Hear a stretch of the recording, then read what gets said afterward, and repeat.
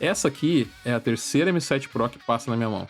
E não, eu não decidi começar uma coleção de impressora. Ela veio para substituir a minha primeira unidade que deu defeito, depois de um processo de garantia que demorou mais do que eu esperava.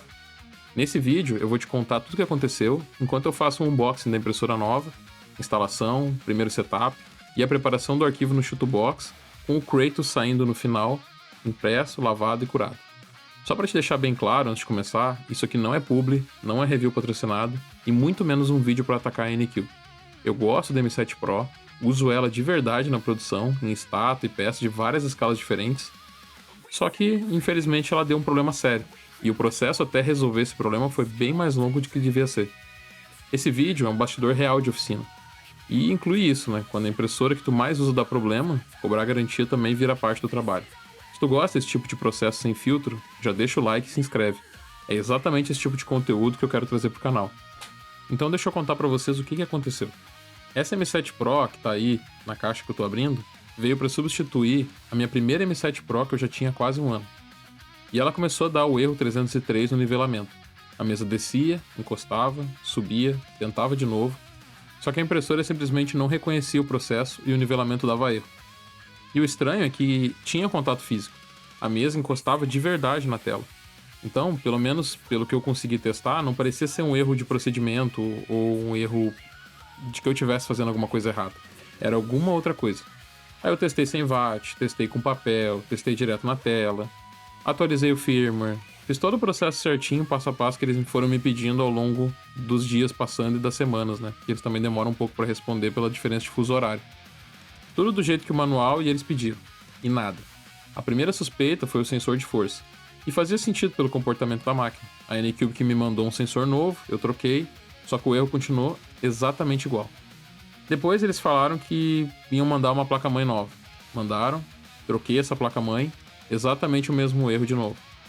Só que foi aí que ficou claro que não era uma coisa simples. Provavelmente era o cabo, o chicote interno, o próprio eixo Z, alguma coisa mais profunda na máquina.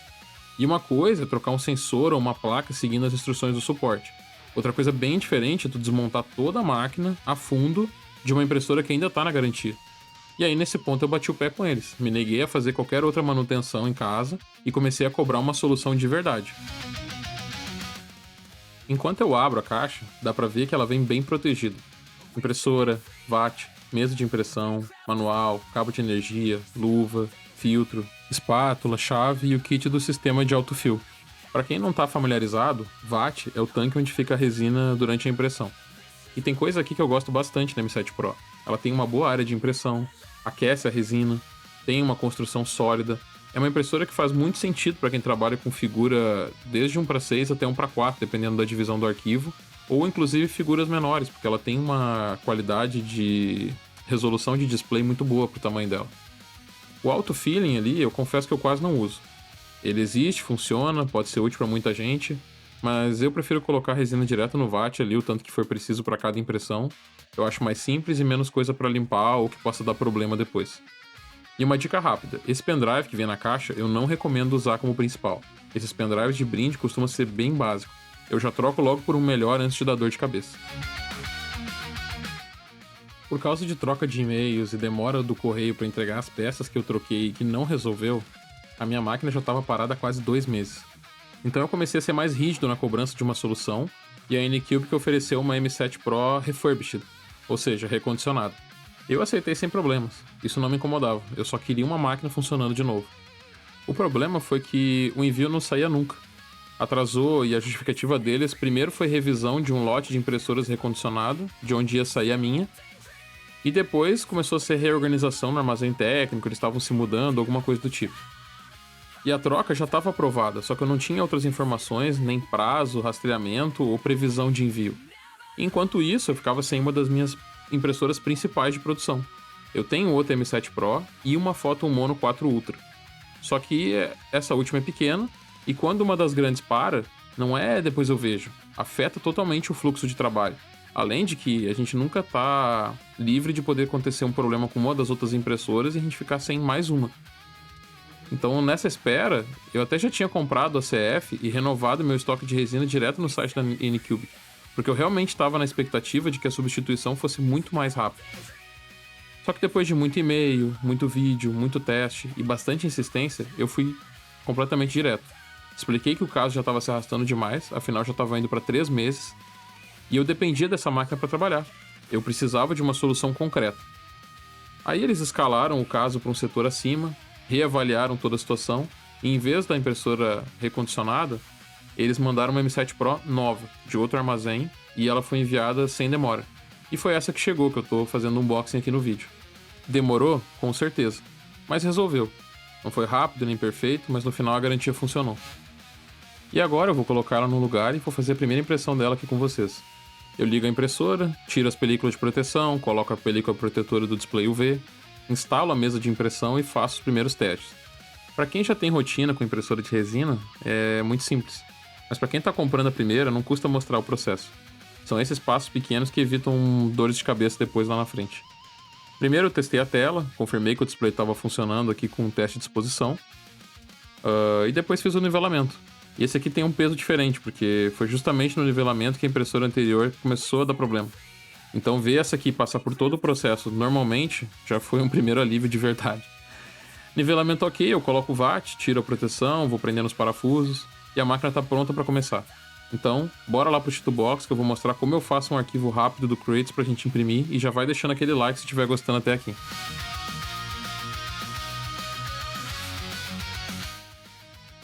Bora lá, pessoal, vou configurar aqui então a primeira mesa da impressão. Vamos só fazer uma coisa rápida aqui, eu preciso imprimir o Creates, porque eu vou fazer ele num vídeo próximo do canal, vou pintar ele. Esse Creates da Tanuki tá muito bom. E vou só jogar aqui no Titubox, vou pegar os arquivos já com pré-suporte, vou fazer em 1:6 mesmo, eu quero ele no tamanho certinho aqui que já vem nos arquivos. Não quero muito estresse, nem muita incomodação. Estou usando a configuração padrão aqui da M7 Pro que vem com o Titubox. As únicas alterações que eu fiz foi no tempo de exposição, que aí eu já tenho o tempo aqui da minha resina, daí vocês têm que ver aí o tempo da resina de vocês, eu uso a resina da Anycubic. E é basicamente isso. Aí agora eu vou só colocar aqui os arquivos, vou ver o que fica mais certinho, eu não precisava ter jogado tudo, né? Aí por isso tá demorando um pouquinho para carregar. Mas é isso, eu vou basicamente só fazer uma impressão. Outra configuração legal é no Anti-Aliasing. Eu uso 4, e aí ele dá uma configurada legal ali para deixar as camadas assim com menos marca de camada mesmo. E uma hora ele vai terminar de colocar todos os arquivos. Talvez eu faça um corte nessa parte, não sei. Se não cortou, não cortei. Terminou. Beleza, agora a gente tem tudo isso aqui. A mesa já é desse tamanho. Aí o que eu faço geralmente? Eu salvo um arquivo com todos, né? E o que eu vou fazer aqui agora, eu vou escolher algumas coisas aqui que tem mais ou menos a mesma altura. Tudo tem mais ou menos a mesma altura, né? Então eu vou imprimir o que fica mais bonito no vídeo, porque depois fica uma thumbnail legal, né? Aí o que eu faço? Eu boto visão de topo, e aí eu vou posicionando aqui as peças de um jeito que não fique uma em cima da outra, né? E aí eu vou fazer isso aqui só. Isso aqui já tá bom, tem uma faquinha ali, tem um machado, tá aqui o Clayton. E aí eu vou imprimir esse modelo, e aí a gente vai ver depois como é que sai lá na impressora. Vou mostrar aqui as configurações de fatiamento. Tudo é meio que padrão da impressora, né? Aí eu tenho aqui uma mistura que eu uso, eu tenho uma configuração para verão, uma configuração para inverno, porque para manter a temperatura da resina. Enfim, tá tudo aqui, né? A forma como eu faço mais ou menos. Isso aqui dá para diminuir um pouquinho, eu tinha aumentado por um... Ah não, eu aumentei por causa da temperatura mesmo, tá certo. Anti-Aliasing Level 4, é isso que eu faço, basicamente. E aí aqui é o... Como tá ruim controlar. E aí aqui tá ruim, Aí aqui tá o tempo de exposição e o tempo de exposição na camada base. Esse é o tempo que eu uso para essa resina. Eu fiz o teste Earth, eu acho que é o nome do teste, que vem junto com a impressora. Então, como eu já tenho outra M7, eu sei o tempo dela. E aí essa é a configuração que eu uso. Bom, pessoal, o programa não aguenta procurar as ilhas aqui enquanto ele tá gravando. Então, ele fez a primeira verificação, achou 1049 ilhas. Basicamente tá tudo certo aqui. E aí eu só vou deletar essas ilhas e vou mandar ele procurar de novo. só que eu não posso gravar esse processo. Até nem sei se a câmera não tá travando. Então, vou fazer aqui até terminar de eliminar todas as ilhas e depois eu volto. Acabei, fiz umas 5 ou 6 verificações aqui. Demorou um pouquinho, mas tá tudo certo. Ele não zerou, eu geralmente gosto de zerar as ilhas, mas não é sempre que é possível, né? Às vezes ele não sai mais do lugar, aí ele fica ali sempre detectando as mesmas 10, 11, às vezes 5, depende. E aí eu só aceito e salvo, é o que dá pra fazer. E é isso que eu vou fazer agora, eu vou salvar, vou colocar no pendrive e vou pôr pra imprimir. Com o arquivo já pronto, é hora de colocar a resina e rodar a primeira impressão. Eu não inventei muita moda para esse teste, como eu já falei, usei o modelo com pré-suporte, configuração padrão que eu já uso na M7, nada experimental. Que para mim, o teste real não é só ligar a máquina e ver se ela liga, né? O teste real é voltar pro fluxo de produção. É imprimir peça de verdade, com qualidade, sem erro, sem me dar dor de cabeça mais nenhuma. E essa primeira impressão que eu tô fazendo nela vai aparecer em um vídeo completo mais pra frente no canal, onde eu vou estar pintando esse Kratos da Tanuki Figures. A impressão terminou, e esse é sempre um momento de ansiedade. A mesa sobe, tu já tá olhando, a peça tá ali, o suporte segurou, não soltou nada, não falhou nada, se tem alguma linha, né, algum corte. Mas deu tudo certo. Exceto por uma faquinha do Kratos ali que eu coloquei no meio do arquivo e que ela acabou não saindo. Mas é só um detalhe que com certeza é mexer no tempo de exposição da camada base e deve resolver. As partes do Kratos maiores saíram bem presas na mesa, com um detalhe bonito e pronta para lavar e curar. E aí fechou o primeiro ciclo. Chegou, instalou, configurou e imprimiu. E entregou essa peça aí que vai compor uma estátua que eu tô louco pra pintar pro canal, e se tu quiser ver, se inscreve aí pra não perder esse vídeo. Depois que sai da impressora, a gente tem que fazer o pós-processamento. Eu uso uma máquina de lavagem da Elego, mas eu tenho um esquema que ajuda a economizar álcool e deixa a peça bem limpa. Eu trabalho com 2 containers. Eu comprei esse balde extra e o primeiro eu coloco o álcool mais sujo, para tirar o excesso pesado de resina. E o segundo, um álcool mais limpo para finalizar. Quando o primeiro álcool já começa a ficar muito sujo e a peça já não sai 100% limpa no segundo, eu faço o rodízio. O que era o segundo vira o primeiro, e esse com álcool sujo eu descarto, limpo e coloco álcool novo. Aí ele assume a etapa de segunda limpeza. Assim eu aproveito melhor e não preciso trocar tudo o tempo inteiro. Como essas peças são ocas, eu deixo escorrer bem o álcool de dentro antes da cura. Isso evita álcool acumulado em lugar errado e aquelas partes esbranquiçadas ou mal curadas que fica às vezes. Então, depois eu seco numa bandeja com grade por cima, aí o ar passa por baixo, o álcool evapora melhor e a peça não fica empoçada no álcool em cima do papel.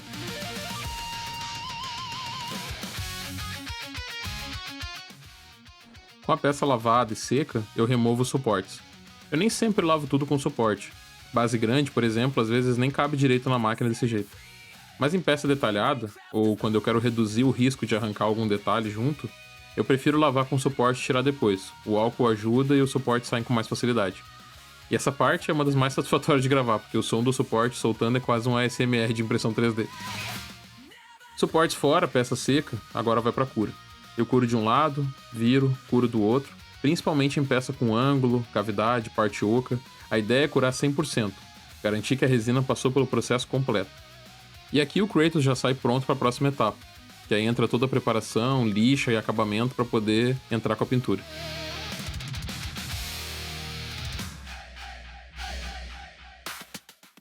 Então é isso. Essa foi a chegada da minha nova M7 Pro, o primeiro setup e a primeira impressão com ela.